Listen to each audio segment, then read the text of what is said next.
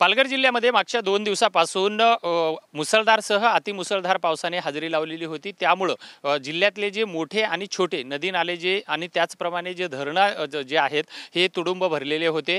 मी आता जिल्ह्यातला जो महत्त्वाचा आणि मोठं सूर्या प्रकल्पा अंतर्गत असणारं जे धामणी धरण जे आहे या धरणावरती आहे। आपण बघू शकता की या धरणाचे जवळपास 5 दारं जे आहेत हे 40 मीटरने या ठिकाणी सेंटीमीटरने सोडण्यात आलेले आहेत आणि या 5 दारामधून 4061 क्युसेक एवढा पाणीसाठा जो आहे हा विसर्ग करण्यात येत आहे। एकंदरीतच जर बघितलं तर हे पालघर जिल्ह्यामधलं विक्रमगड तालुक्यामधलं हे सर्वात मोठं धरण आहे आणि या धरणामधून जे आहे आज रोजी 114.70 मीटर एवढी पाणी पातळी असून ही 80% धरण हे पूर्ण भरलेलं आहे आणि पूर्ण 100% क्षमतेने जर हे धरण भरणार असेल तर 118.60 मीटरला हे 100% धरण भरतं। सध्या जी आहे 224.75 दशलक्ष घनमीटर या धरणाचा पाणीसाठा सध्या उपलब्ध आहे आणि आज दिवसभरासाठी पालघर जिल्ह्याला रेड अलर्ट देण्यात आलेला होता।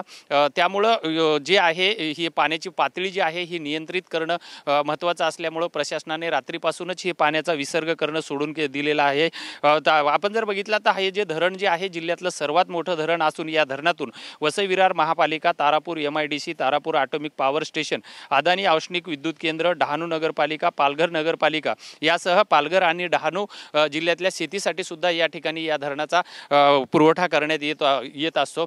पावसाळ्यामध्ये ही जी परिस्थिती आहे ही नियंत्रणात ठेवण्यासाठी पूर्ण प्रशासन जे आहे हे अलर्ट मोडवरती आहे आणि जे नदी किनाऱ्याच्या बाजूला असणारी जी गाव आहेत रहिवासी जे आहेत यांना मात्र प्रशासनाकडून सतर्कतेचा इशारा देण्यात आलेला आहे।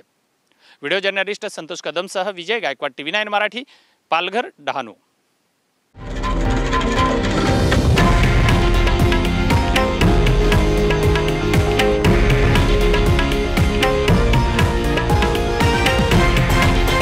हे आहे देशातील नंबर 1 न्यूज नेटवर्क आणि आपण पाहत आहात TV9 मराठी, एकमेव।